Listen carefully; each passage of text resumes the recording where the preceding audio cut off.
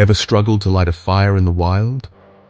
It can be incredibly frustrating, especially when you're cold, hungry, or just looking to enjoy a cozy evening under the stars.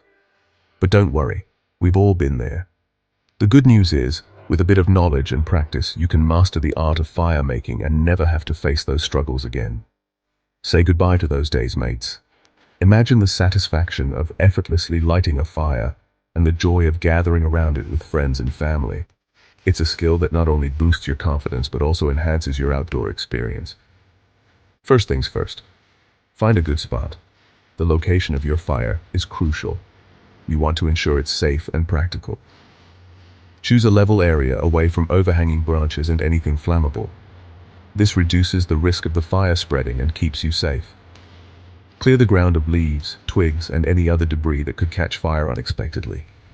Once you've found your spot, it's time to create a fire ring with rocks to contain the flames. This not only helps to keep the fire under control, but also provides a designated area for your fire, making it easier to manage. Next, let's lay the foundation. A good foundation is key to a successful fire. Start by using small sticks or twigs to create a platform.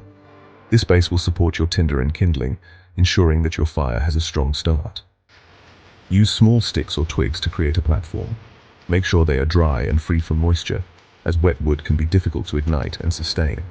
Place them flat on the ground inside your fire ring. This will help air circulate underneath, which is essential for keeping the fire alive. Proper airflow is crucial for a fire to burn efficiently. This will help air circulate underneath. Now for the tinder.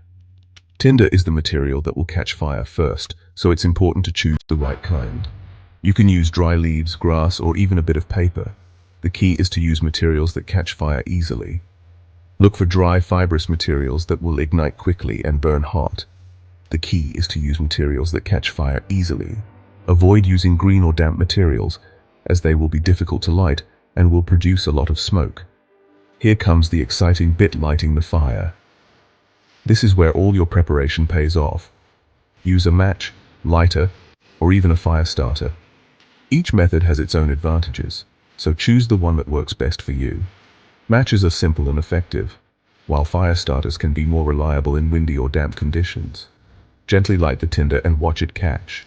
Be patient and give it time to establish a flame. Once your tinder is burning nicely, slowly add kindling. Kindling is slightly larger than tinder and will help to build up the fire. These are small, dry sticks that will help build up your fire. Make sure they are dry and free from moisture. Place them in a teepee shape over the tinder. This structure allows for good airflow and helps the fire to grow.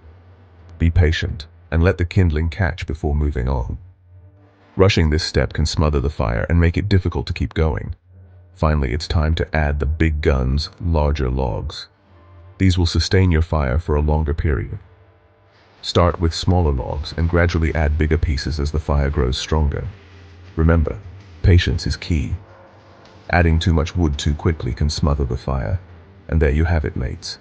A roaring campfire from scratch. It's a skill that takes practice, but once you've got it, you'll be able to enjoy the warmth and light of a fire whenever you need it. A roaring campfire from scratch. Perfect for cooking, staying warm, or just enjoying the great outdoors. Perfect for cooking, staying warm, or just enjoying the great outdoors. Whether you're roasting marshmallows, cooking a meal, or simply basking in the glow of the flames, a well-made fire can make all the difference. Stay safe and happy camping.